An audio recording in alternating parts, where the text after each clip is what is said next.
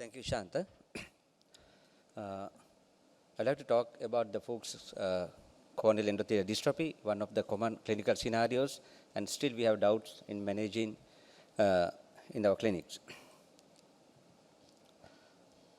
In history, in 1910, the Australian ophthalmologist Ernest Fuchs first reported a couple of cases similar to what we see today, and he labeled it as dystrophia epithelialis corneae. What is Fuchs endothelial dystrophy? A common late onset disease, generally over 50 years, which is slowly progressive disease of the corneal endothelium with reduced visual acuity in the morning that initially improves throughout the day. It causes loss of endothelial cell density and excrescences in the descendant membrane, eventually progressing to corneal edema, which may need corneal transplantation. Couple of differential diagnoses worth in noting: the CHED, the congenital hereditary stromal dystrophies, posterior polymorphous dystrophy, and the eye syndrome. Now look into the epidemiology. It has a very variable prevalence, but generally we can consider it globally about 4%. While in the North America, we have a higher prevalence, about 7%, and in Singapore, they reported about 6.5.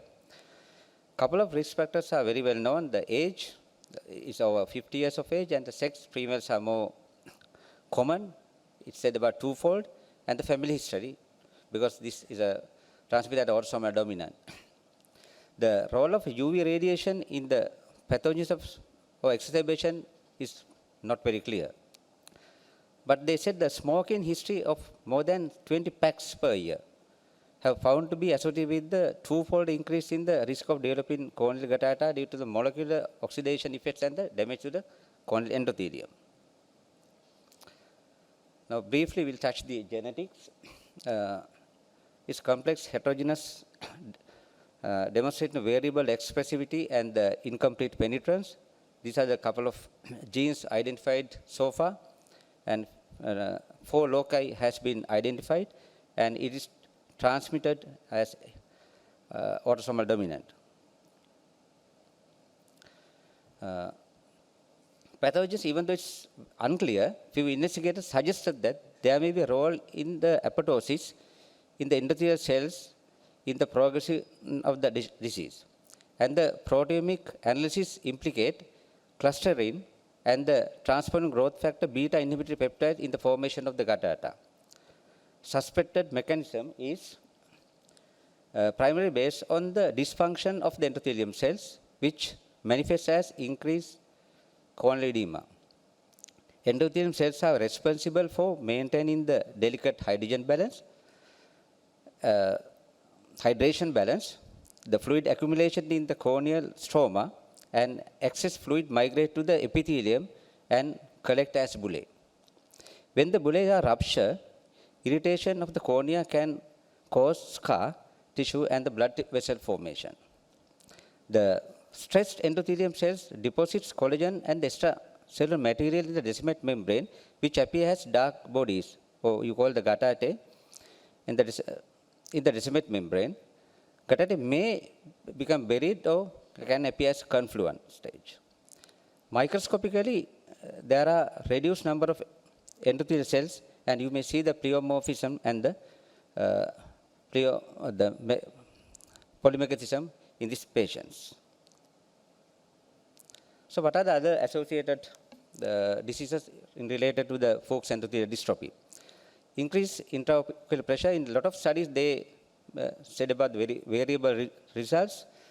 Some studies associate, they point out ARMD is an associated factor, keratoconus, corneal dystrophies, increased rate of cardiovascular disease. However, to date, none of these associations are very significant because it's limited by the small sample size. Now we'll come to the clinical presentation. Very initial stage is a painless decrease of visual acuity. You may see a patient sometimes complains of photophobia, glare and halos, which typically worse in the morning. And these conditions may exacerbate with the trauma, surgery, any toxic exposure or the infection. This condition get aggravated with time if not treated or undertreated, and corneal edema, painful epithelial and subepithelial bullae can appear, and patient presented with the painful symptoms. If this condition is untreated at this time, loss of corneal sensation, corneal opacification, pannus formation, which leads to reduced vision, and ultimately the patient may need the corneal transplantation surgery. These are the stages in the Fuchs endothelial dystrophy. I think you are quite familiar.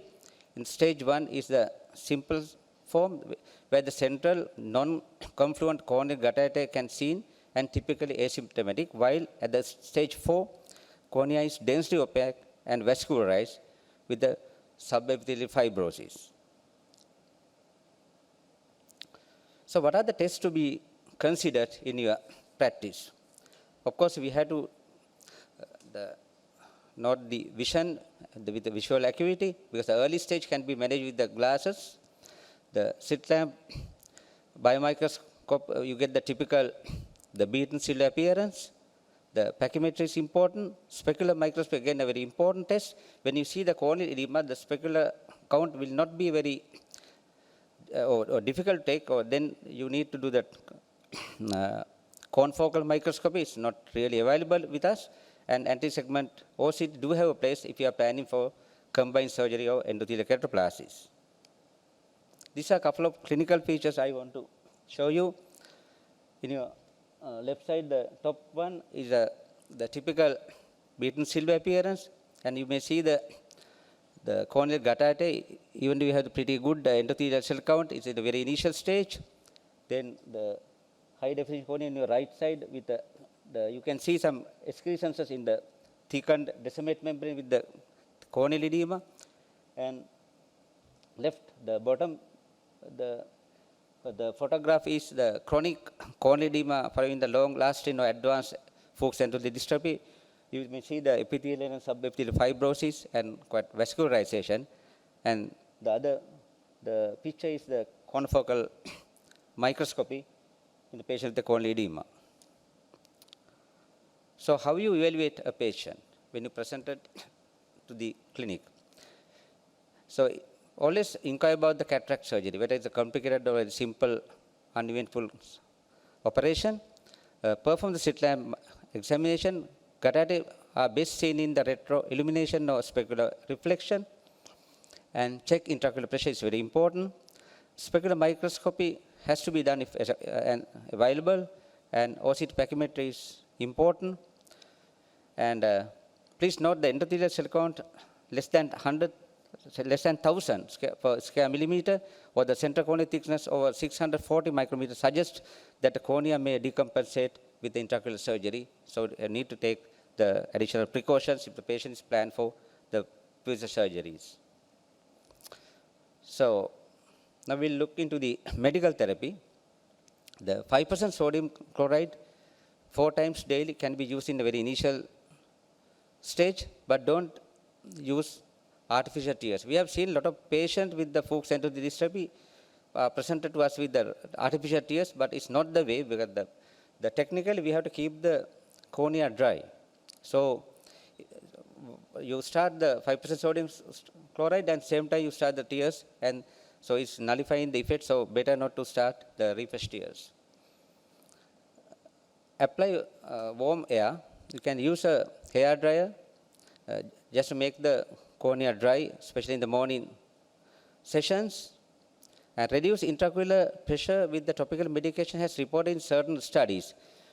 When the patient is presented at a very early stage, by reducing the tension of the dysfunctional endothelium, they said it will reduce the progression of disease. But I have a little bit of controversy of this. The issue maybe we can consider in very advanced stages. Treat ruptured corneal bullae with the recurrent corneal erosions, and consider cyclophagic antibiotic ointment and patching. If percentage of large epithelial defect present, you can consider bandage contact lenses. Coming back to the surgical management, if there is significant visual impairment due to corneal scar in edema, corneal grafting can be performed. Initially, the mainstay of treatment is the penetrating keratoplasty, but it's drastically reduced from 13.5% at the 2005 to 3.1 in 2014. PK requires a long period of visual rehabilitation and all the complications related to the intraocular surgery. Now the treatment of choice is endothelial keratoplasty in the context of the disseminate-stripping endothelial keratoplasty, DMEC, and there's an entity called the disseminate-stripping only, or when the both pathologies, the available, the cataract as well as the endothelial dysfunction, you can consider combined surgery, the phaco, with the DMEC or D6. In the United States, in 2014, endothelial keratoplasty was the procedure of choice for more than 90% of cases. A group of investigators, Boker et al., published a case series of the Fuchs endothelial dystrophy with the deliberate decimal stripping only. You mentioned that DSO involves the creating small 45 millimeter decimeter resist to remove the diseased endothelium and guttata without the placement of the corneal graft. In this series of 13 eyes, 11 patients, 10 I had restoration of the corneal clarity and the vision improved to 20/20 vision in all eyes, and rest they have to consider the endothelial keratoplasty. But the patient selection is very important in this type of surgery where you have to have peripheral endothelial cell count over 1,800 or over 1,000 cells per square millimeter, and it has to be considered about the corneal endothelial dysfunction, not the decompensation like what we see in pseudophakic bullous keratopathy or the viral endotheliitis. When you consider about the combined surgeries, the Fuchs endothelial dystrophy with cataract, if the endothelial cell count less than 1,000 square meter cells per square millimeter or the corneal thickness, as I mentioned earlier, the 640 micrometer, should raise the concern about the possibility of corneal decompensation. Cataract surgery alone, or you can combine it with the endothelial keratoplasty, or you can consider it as a stage procedure, or depending on the comfort of the ophthalmologist. Let's see the clinical scenario where you consider the cataract surgery alone. You have to use the dispersive viscoelastic adequately to maximally protect the endothelium. You may use the low settings, don't use the high energy, and avoid hydrophilic intraocular lenses because in future endothelial keratoplasty, it may cause the hydroxyapatite deposition over the intraocular lenses. Multifocal lenses generally differed due to the defective optics and the reduced visual acuity associated. In future e-case, select IOL power for the post-surgical myopia. In combined surgery, so you have to consider about small anterior capsulorhexis in order to nicely seat the IOL within the bag and prevent the further forward movement, which will be a disturb in endothelial keratoplasty, the technique or the stage. Use cohesive OVD to ensure complete removal.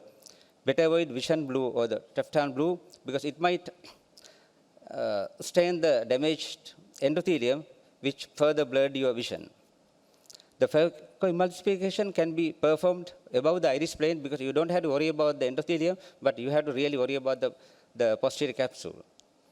So when you select the IOL power, if you're planning the DMEC, it has to be add about 0.5 to 0.75 to make the post-surgical myopia, or if you do the DSEC, this particular study say about 1.25, but we generally keep about 1.5 diopters to make the more myopic. So this is one of my cases. We have done 1 year back.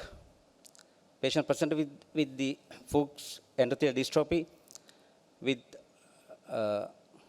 the significant cataract where the vision was about 636.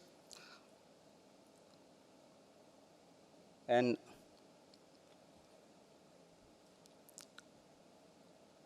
here I plan to do a small capsular rhexis, as I explained, due to the concern in the stability of the intraocular lens.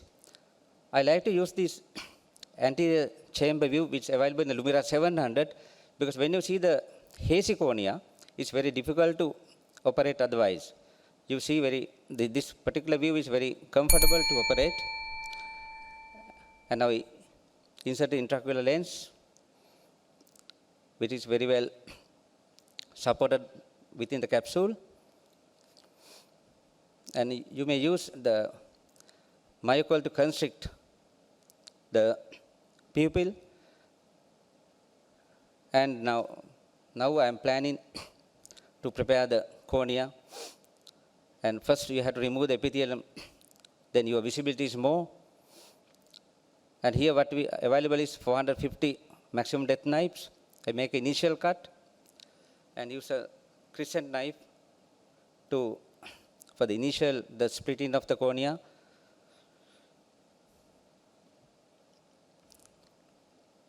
Then you need to take a very quality lamellar dissector. The first we use the straight one up to the apex, and followed by the curved one.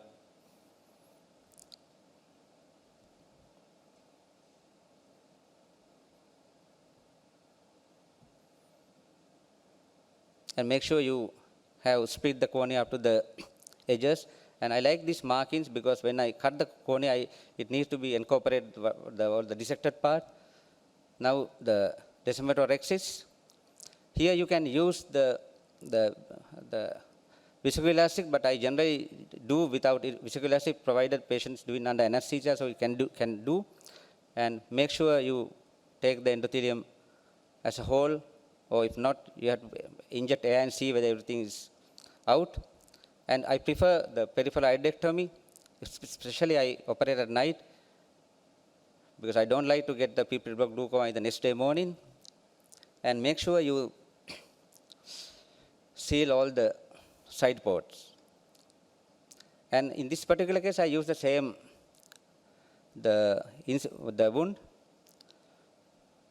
I enlarge it up to 5 millimeter. This is the donor cornea. In this particular technique, now I am practicing this procedure. I use the donor cornea to support the endothelium, which I see a very interesting results over last 15 to 20 cases. And now you seal all side ports and the main wound.